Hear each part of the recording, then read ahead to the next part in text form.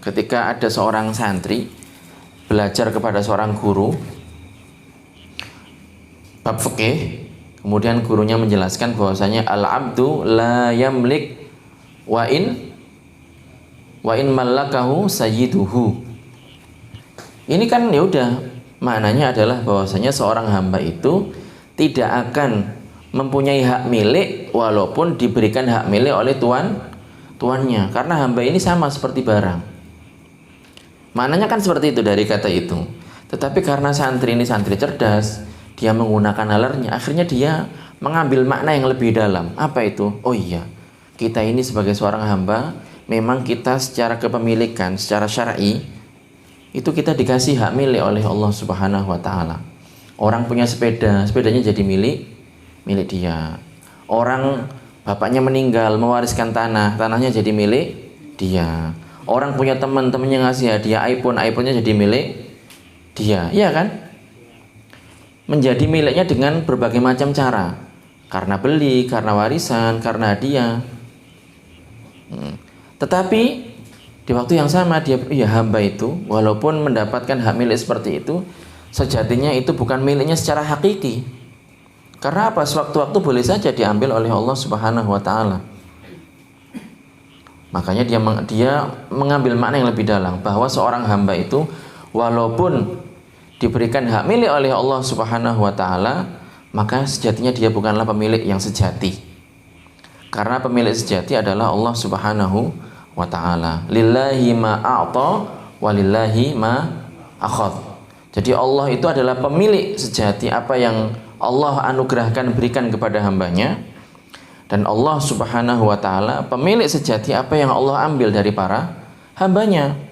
Orang kalau misalnya punya harta banyak, punya harta berlimpah, punya perusahaan banyak, kalau misalnya sudah diterjang bencana dalam satu malam habis, dia tidak boleh protes kepada Allah Subhanahu wa Ta'ala. Orang punya anak banyak, punya istri banyak umpamanya, kemudian di waktu yang sama terjadi bencana, atau bukan bencana alam ya, misalnya anak-anak dan istri-istrinya ini melakukan perjalanan rihlah, tamasya, kemudian mereka kecelakaan, jatuh ke jurang, mati semua. Dia tidak boleh sedikit pun protes kepada Allah Subhanahu wa Ta'ala. Kenapa? Lillahi ma a'ta wa lillahi ma akhadh. Inna lillahi wa inna ilaihi raji'un. Sesungguhnya kita semuanya adalah milik Allah Subhanahu wa Ta'ala. Dan Allah yatasarrafu fi mulkihi ma yasha'. Allah memberlakukan apapun yang dia miliki sesuai dengan kehendaknya. Wa ma rabbuka bidzallamin lil 'abid. Dan Allah tidak sekalipun disifati dengan sifat zalim. Nah ini kita harus hati-hati. Nah makanya lihat santri tadi itu, hanya karena dia mendengar perkataan gurunya, al-'abdu la yamlik wa in mallakahu sayyiduhu, itu kan kalau dilihat secara zahir kalimat itu sudah, ini bahasan fikih. Seorang hamba itu, hamba sahaya, budak yang dimiliki itu, dia nggak punya hak milik walaupun tuannya, sayyidnya ini ngasih hak milik kepadanya.